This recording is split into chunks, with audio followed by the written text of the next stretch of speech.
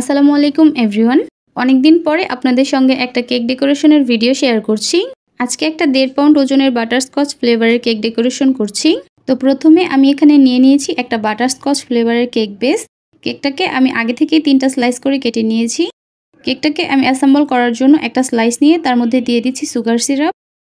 ভালোমতো sugar সিরাপটা apply করার পর এবার আমি এখানে দিয়ে দিচ্ছি খুবই মজাদার একটা বাটারস্কচ ফ্লেভারের হুইপড ক্রিম। এই বাটারস্কচ ফ্লেভারটা যে কত বেশি মজার একটা ফ্লেভার, যারা একবার খেয়েছেন শুধু তারাই বলতে পারবেন।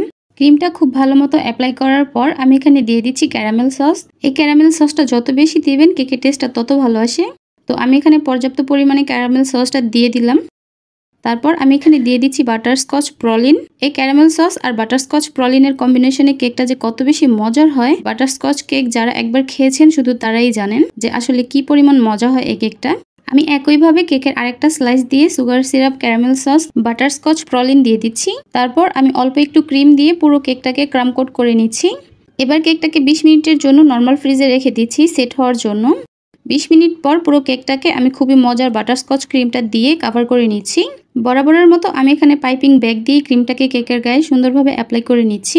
একটা কেকের ফাইনাল লুক আসলে ফিনিশিং এর উপরেই ডিপেন্ড করে। তো আমি এখানে একটা স্ক্র্যাপার দিয়ে খুব সুন্দর মতো একটা ফিনিশিং দিয়ে নিচ্ছিলাম। তারপর প্যালেট নাইফ দিয়ে কেকের ওপরটাকেও খুব ভালো মতো ফিনিশিং দিয়ে দিচ্ছি।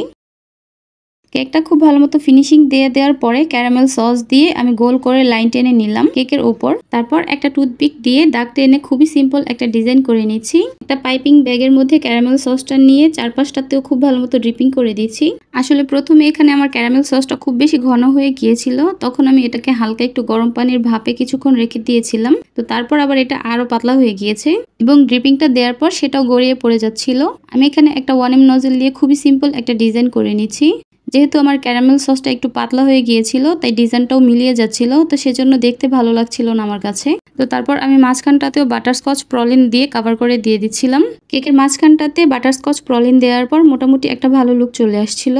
ক্যারামেল সসটা পাতলা হয়ে যাওয়ার কারণে ক্যারামেল ডিপিংটাও গড়িয়ে পড়ে যাচ্ছিল, তো সেজন্য আমি ক্যারামেল সসটাকে অফ ক্যামেরায় সরিয়ে নিয়ে সাইডে একটি ছোট সাইজের স্টার নজেল দিয়ে বর্ডার করে দিয়েছিলাম। আসলে যে ভাইয়াটা কেকটা নিয়েছিল তিনি আমাকে কোনো রেফারেন্স পিকচার দেয়নি, জাস্ট বাসায় খাওয়ার জন্য এই বাটারস্কচ ফ্লেভারের কেকটি অর্ডার করেছিলেন। আসলে আমি যেমন ডিজাইনটা দিতে চাচ্ছিলাম তেমনটা না হয়ে একেবারে একটা হযবরল অবস্থা হয়ে গিয়েছিল।